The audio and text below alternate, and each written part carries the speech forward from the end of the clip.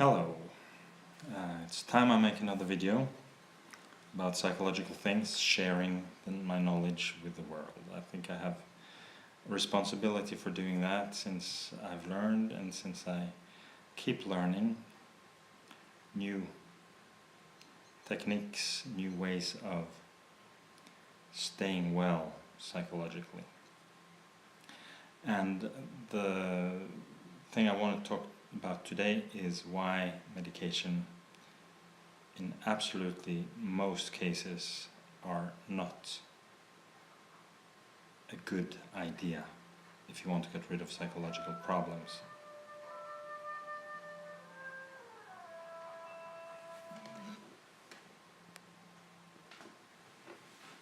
Well, yes, why are medications not a good idea? I prefer to not really call them medications. It's better to call them drugs. In America you can call these things drugs, and that's what they are. They are drugs in the sense that they do something to the brain. They slow down the brain. They make you react less to things.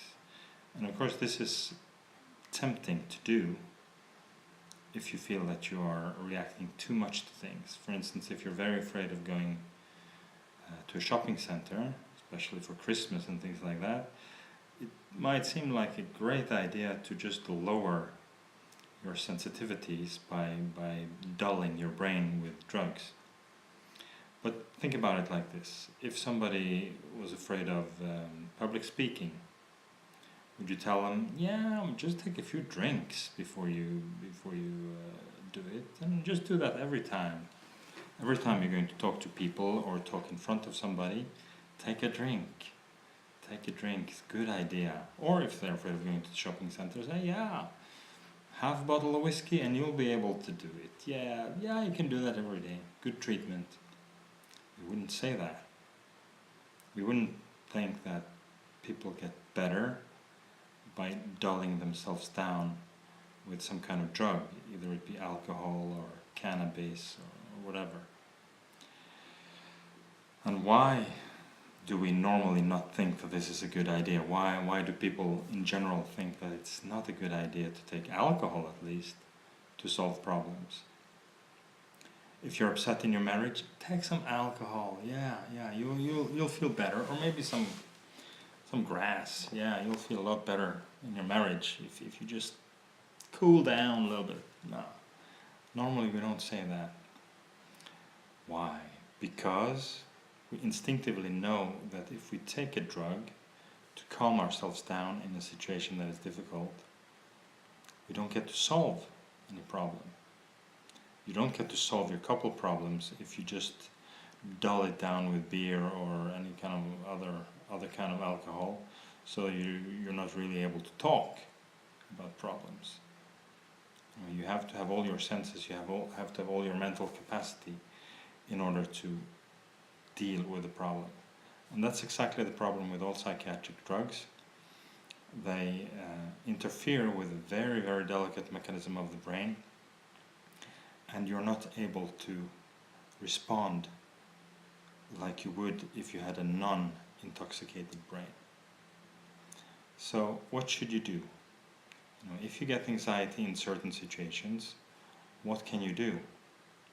Well, there are several techniques that you can use in order to learn maximum from the situation and get rid of the anxiety. But in general, you can say that, okay, you learn something very deep if you say to yourself, okay, this is a challenging situation. I've got a challenge now. I'm going to rise to this challenge. I'm going to go through with this and learn as much as possible with it. I'm going to live according to my values through this situation. I'm going to take my kids to the cinema even if I get very anxious when I'm in the cinema. I can take it. I'm a man. If you're a man, you can say, I'm a man. If you're a woman, you can say, I'm a woman for it. Or you can say, I love my kids so much that this is more important than my anxiety in the situation. And through doing this, you're teaching your brain that this anxiety, this artificial anxiety that you get in the situation is nothing to pay attention to. You are not paying attention to it, so the brain learns to put down its anxiety level, its carefulness level. If you just do what is important to you, no matter how high anxiety you get. We see this with exposure training in OCD. People are afraid of dirty things. We encourage them to touch the dirtiest things they can. I had a young patient who went to a museum for the psychiatric hospital where I work, and there was a casket there that was used to carry out dead patients.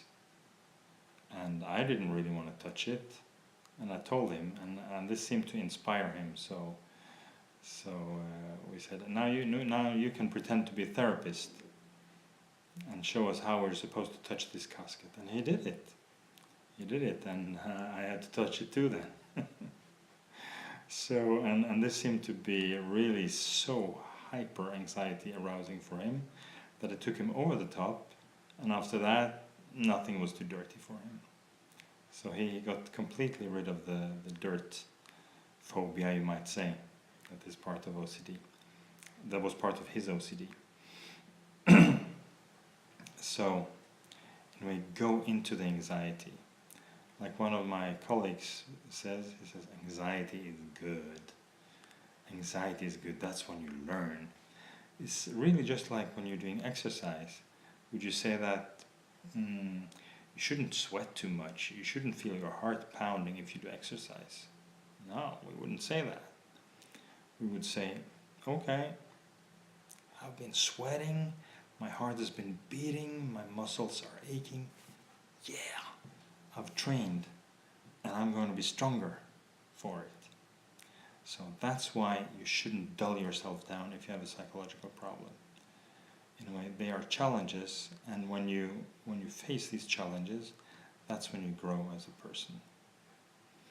If it's depression, in a way, your body or mind is trying to tell you something. There's something you have to do differently. Maybe what you have to do differently is to learn to interpret things in a better way, to not always see the negative in every situation. Okay, that's a good thing to learn.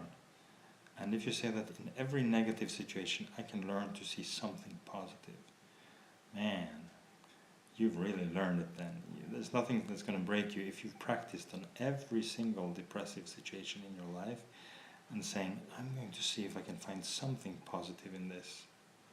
Nothing can break you then. Nothing can break you. Okay, so I'll stop this one and then I'll take the next one about how you can be very happy in all your relationships.